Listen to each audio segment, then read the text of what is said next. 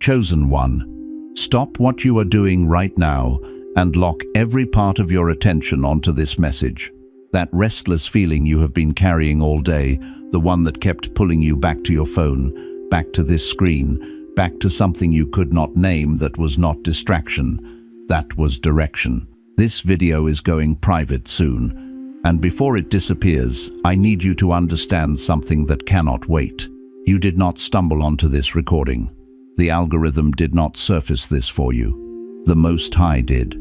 And what I am about to say was prepared for one specific person, sitting exactly where you are sitting right now. I know what the last 72 hours have felt like.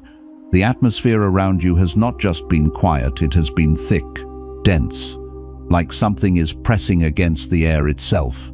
Maybe you have been moving through your day with a smile on your face, while something inside you has been completely still, completely held, waiting for a signal you did not know how to ask for. Or maybe you woke up at 3:00 inches the morning this week and just lay there, staring at the ceiling, with a thought circling in your mind that you have not told a single person about. You feel like you are standing in a hallway between two doors. The one behind you has closed. The one in front of you has not opened yet. And in that hallway, the enemy has been filling the silence with a very specific lie. He has been telling you that the reason the door in front of you is not opening is because of what you did, or what you did not do. He has been replaying that moment from this week. Maybe the moment you pulled back when you should have pushed forward. Maybe the moment you went silent when you wanted to fight. Maybe the moment you let go of something you had been holding on to for years. And he has been telling you that moment was the reason. That you disqualified yourself. That the blessing passed its window and now you are starting over. But I need you to hear what the scripture actually says about this season. Nahum 1-9 says, "What do you conspire against the Lord? He will make an utter end of it. Affliction shall not rise up the second time." Listen to that carefully. Affliction shall not rise up the second time. The enemy wants you to believe this is a cycle. He wants you to believe you are back at the beginning. But that is a deception planted specifically because of what is scheduled to happen in the next 24 hours. You are not in a cycle. You are in a conclusion. The darkness has been pressing hard this week for one reason only. It sees the door.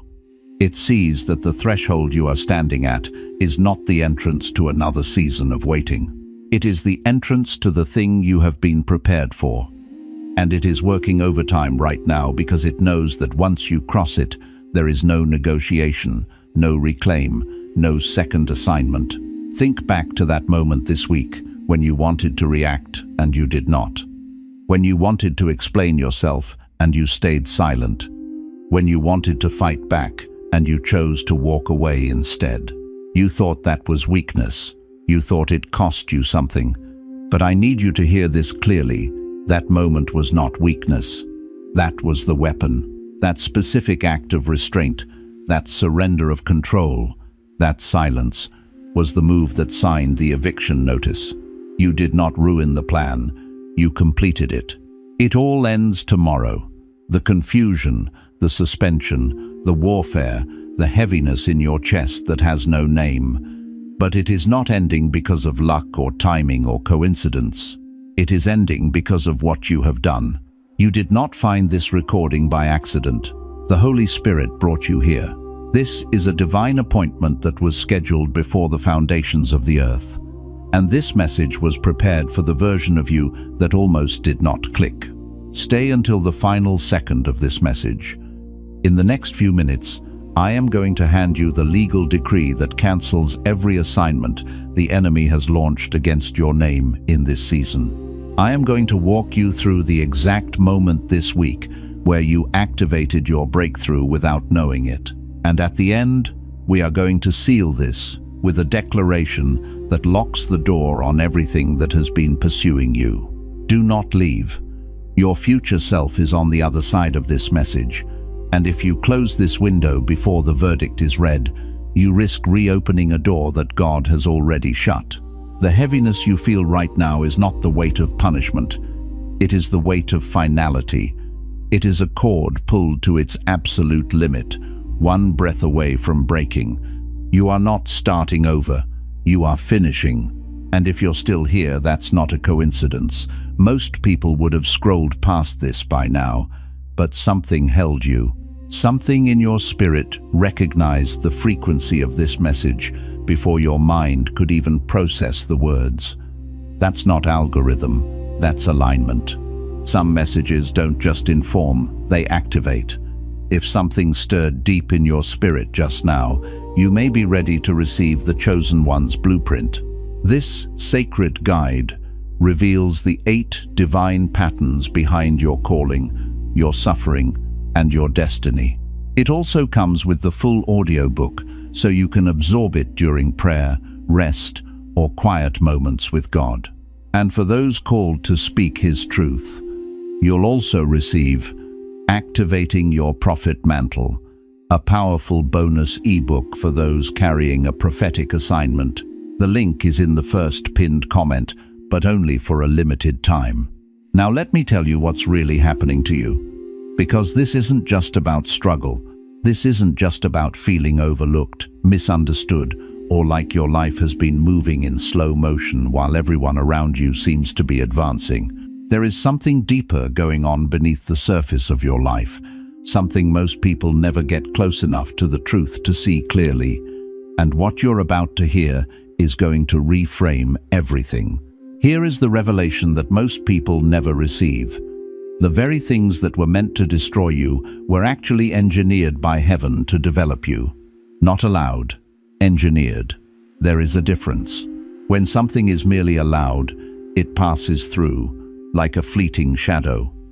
When something is engineered, it has a design, a purpose, a precise function in the intricate architecture of who you are becoming. It is divinely calibrated, and the enemy knows this, which is why the attacks on your life didn't feel random. They weren't. You were targeted early because what's inside you is a threat to darkness, not someday, not in theory, but right now, in this season, in this very form. Your very essence is a sacred fire that the shadows cannot abide. Think about David. Before the crown, there was the field. Before the palace, there was the wilderness. Before the throne, there was a valley so dark that even the man who wrote songs to God admitted he was surrounded by death, his soul calling out from the deepest pit. But what most people miss about David's story is this. The suffering didn't interrupt his calling. The suffering was his curriculum, the very pathway of his preparation. The lion and the bear that attacked his flock in the field were not random tragedies, they were divine assignments, God's training exercises. God allowed David to face what he could handle in obscurity, in the quiet crucible of his youth, so that when Goliath stood before him in public, a giant against an entire nation, his hand would already know the weight of the stone, his aim true, his courage forged in the fires of the unseen. Your suffering has been your curriculum too, a sacred syllabus designed by the master teacher. And here's where it goes deeper, where the true revelation lies. The problem isn't that you haven't been trained. The problem is that you haven't recognized the training for what it is. You've been calling your preparation a punishment, mistaking the refining fire for a mark of disgrace. You've been calling your isolation a rejection, seeing the empty rooms as a sign of God's absence rather than His presence, drawing you into a deeper intimacy. You've been calling your delay a denial, viewing the slow unfolding of your destiny as a closed door rather than a purposefully timed unveiling. And as long as you misread the season, as long as you interpret the divine hand through the lens of earthly disappointment, you'll resist the very process that's painstakingly producing your breakthrough, like a potter fighting the wheel that shapes him. But here's something most people miss entirely, and I need you to stay with me for this, because it changes everything, like a key turning in a lock that has held you captive. The isolation you've been experiencing is not God pulling away from you, leaving you adrift in a lonely sea. It is God pulling you away from everything that cannot come where He's taking you, clearing the path for a future that requires a purer vessel. There is a profound difference between abandonment and separation. Abandonment leaves you with nothing, shattered and alone. Separation sets you apart for something, consecrating you for a sacred purpose. And the chosen don't always know the difference in the middle of the process. That uncertainty, that tension of not knowing, that disorienting quiet is part of the refinement, the sacred alchemy that purifies your spirit. Think of Elijah beneath the juniper tree. This was a man who had just called down fire from heaven, a spectacular display of divine power. A man who had stood before kings without flinching, a beacon of unwavering courage. And yet there he was, utterly alone, physically and emotionally exhausted, whispering to God that he had had enough, that he wanted to die, his spirit shattered like a dropped vessel. And what did God do? He didn't rebuke him. He didn't deliver a stern sermon. He didn't strip him of his calling. He let him sleep, a gentle permission to rest in his weariness. He fed him supernatural sustenance for his journey. He touched him gently, a divine caress of comfort, and said, "Arise and eat, because the journey is too great for thee." God met him in his collapse, not with condemnation, but with profound provision and tender love. Because chosen people don't get disqualified by their breaking points. They get fed and strengthened for the next leg of the journey, their humanity acknowledged and embraced by the divine. And what's coming next in this message will likely surprise you, because it has to do with something you thought was a profound weakness, a flaw etched into your very being, but is actually your greatest, most potent weapon, a hidden reservoir of divine power. Before we get there, I need you to understand this crucial truth. You have been in agreement with something that was never yours to carry, a spiritual contract signed in ignorance. You have been rehearsing a narrative about yourself, a story written by people who could not see your full assignment, who were blind to the celestial blueprint of your life. People who looked at your struggle and made a final verdict, pronouncing judgment rather than offering empathy. People who looked at your silence and called it weakness, mistaking your quiet strength for an absence of power. People who looked at your waiting and called it failure, failing to see the fertile ground of preparation. And somewhere along the way, in the relentless echoes of these pronouncements, you started to agree with them. Not because you believed it fully, not because it resonated with the deepest truth of your spirit, but because when enough voices, both internal and external, say the same thing, it begins to wear down your defenses and start to feel like truth, like an undeniable reality. But agreement is not truth. Agreement is merely a door, an opening through which influences can pass. And what you've been opening that door to has been slowly, insidiously draining the very power that heaven deposited inside you before you were even born, a celestial inheritance being siphoned away. Every time you say, "I don't know if I'm good enough," you're not being humble.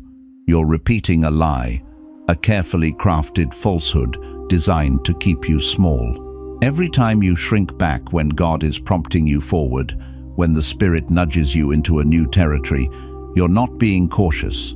You're being controlled by the whispers of doubt, allowing yourself to be held captive. And the enemy doesn't need to launch a frontal assault to destroy you if he can just keep you in a perpetual state of self-doubt. A chosen one who doesn't know they're chosen, who lives in the shadow of their own perceived inadequacy, is the safest, most neutralized threat there is to the kingdom of darkness. This is the turning point. This is the precipice from which everything begins to shift, the moment of quantum change. You have to break agreement with the version of yourself that was defined by what you went through, the self forged in the crucible of hardship. You must consciously and deliberately step into the version of yourself that was designed before any of that happened, the original blueprint of your soul.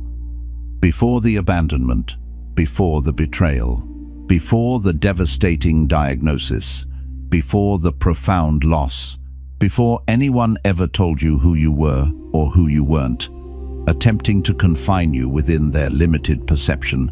Heaven had already written your name, inscribed it in the celestial archives with indelible ink. And that name, that divine designation, carries a weight, a power, a resonance that no amount of earthly rejection can ever erase. Now, once that truth lands deep in your spirit, once it settles like a seed in fertile ground, you're ready for this next layer of revelation. And stay with me, because this is the part that truly begins to break the cycle wide open, releasing you from the chains of the past.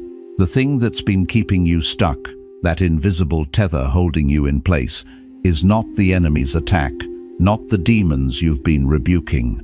I know that's not what you expected to hear, because we've been taught to fight the external forces. You've been praying against the enemy. You've been rebuking the darkness with all your spiritual might.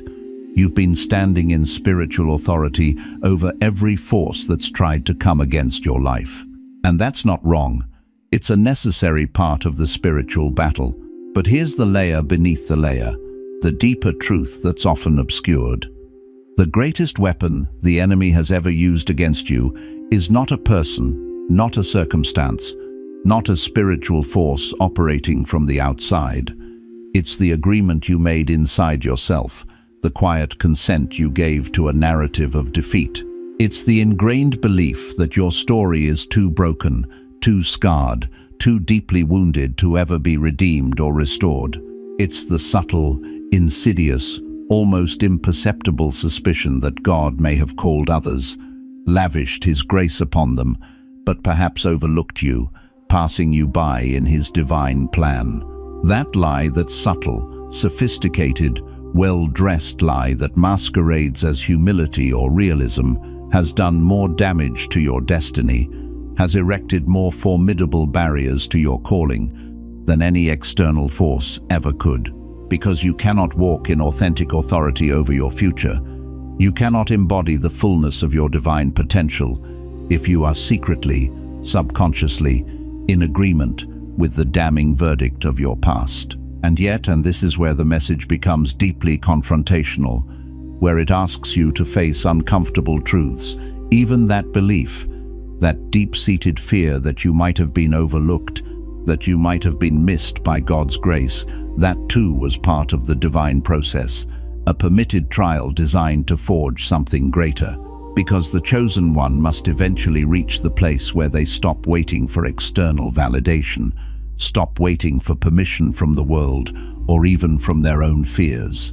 They must stop waiting for someone to validate the calling that God Himself has placed within them. They must stop waiting for the circumstances to magically align or for every I to be dotted and turned to be crossed before they decide to believe. There is a sacred moment, and I believe with all my heart this is that moment for you, where you have to make a decision that isn't supported yet by empirical evidence, a choice that isn't validated by what you can physically see or logically comprehend, where you have to declare with unwavering conviction what God has spoken over your life, even before a single thing looks different on the outside, even when the world says otherwise. Because that is not delusion. That is faith operating at its highest frequency, a direct pipeline to the heart of the divine. Coming up, the one thing hiding beneath even your strongest faith that could still be quietly sabotaging everything, a subtle erosion of your spiritual momentum. Stay with me, because this is the deepest layer, the unseen obstacle that most people never even realize is present. Here is what no one tells the chosen, the profound whisper that is often missed in the roar of spiritual striving. There is a version of faith that looks incredibly powerful on the outside, that performs feats and declares victory, but is actually rooted in a subtle, pervasive fear. It's the faith that prays loudly and passionately, yet doesn't fully surrender the reins, clinging to control. It's the faith that believes God times can times. His power is undeniable, His miracles are real, but quietly doubts that God times will. specifically for times you, in times your times situation, with times your times unique struggles. It's the faith that can quote scripture with impeccable accuracy, that knows all the promises by heart, but still constantly checks the external circumstances, scanning the horizon to see if God has shown up yet, looking for external confirmation rather than internal trust. And here's the hard truth, the uncomfortable reality.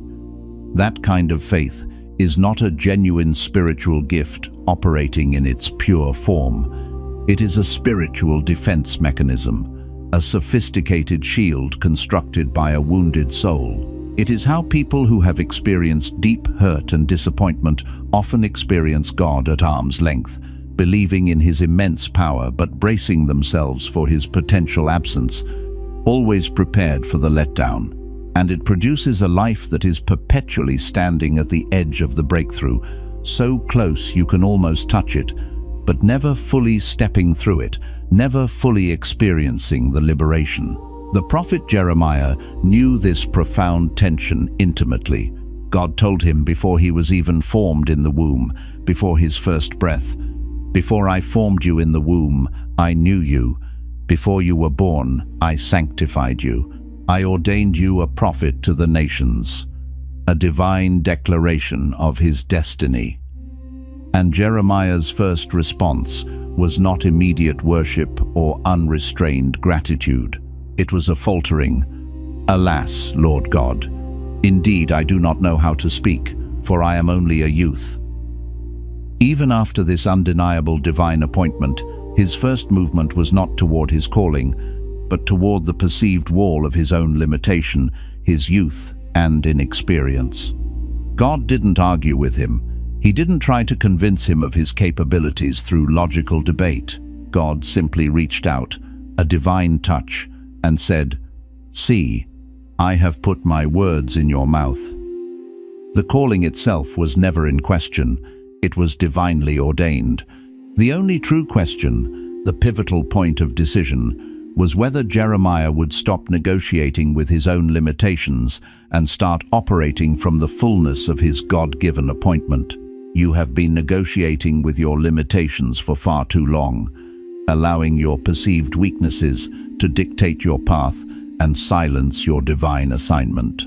And now we reach the part of this message that will either break everything open for you, shattering the old paradigms and ushering in a new season, or it will reveal the one deeply ingrained thing you've been protecting, something that needs to be surrendered for true freedom. Here is the unexpected truth, a paradigm-shifting revelation. The thing that has been most effectively blocking your breakthrough is not a relentless spiritual attack. It is not the weight of your past traumas. It is not the wounds inflicted by the people who have hurt you. It is your attachment to the version of yourself that suffered, because that version of you became familiar. It became comfortable in a strange and paradoxical way. That version became safe, a known quantity in a world of uncertainty. That version became your identity, the narrative you unconsciously carried and presented to the world. And somewhere deep in your subconscious, walking in full, uninhibited freedom feels like losing something precious. It feels like leaving a part of yourself behind, a part that has known so much pain. It feels like forgetting what you went through in a way that somehow feels like a betrayal, like a dishonoring of your experience, of your survival. And so, you hold on to the wound, not because you consciously love the pain itself, for who truly loves pain, but because the pain became tangible proof of your experience, proof that it was real, that it wasn't imagined, proof that you survived something immense, something that could have broken you, but didn't.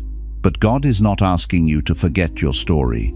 He is not asking you to erase the scars that mark your journey. He is asking you to stop living inside it as though it is still your present reality. The exodus, the painful journey out of bondage, is behind you. The promised land, the place of abundance and fulfillment, is ahead.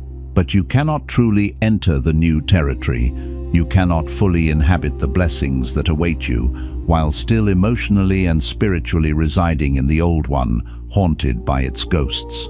And this profound internal shift from residing in the past to embracing the future, this is the seismic movement that changes everything. You are not who they said you were. You are not the sum total of what you survived.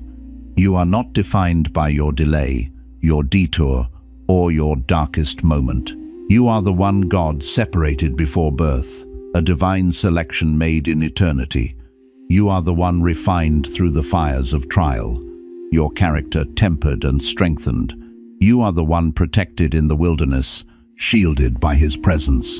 And you are positioned in this exact moment, not by accident, not by a random twist of fate, not by coincidence, but by divine appointment, a perfect placement for this season. Tonight, before you sleep, place your hand over your heart, feel the steady beat of life within you, and speak this truth over yourself, internalizing its power.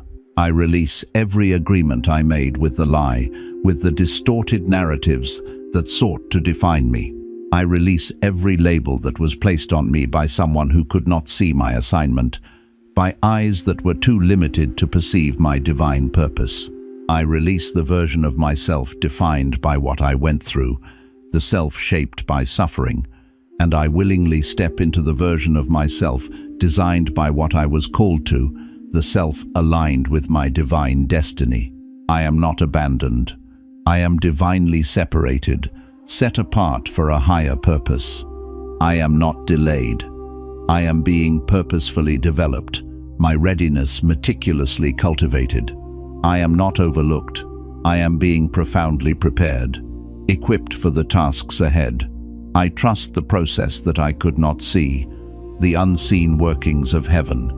I trust the God who has never stopped speaking my name, whose voice has always called me forward.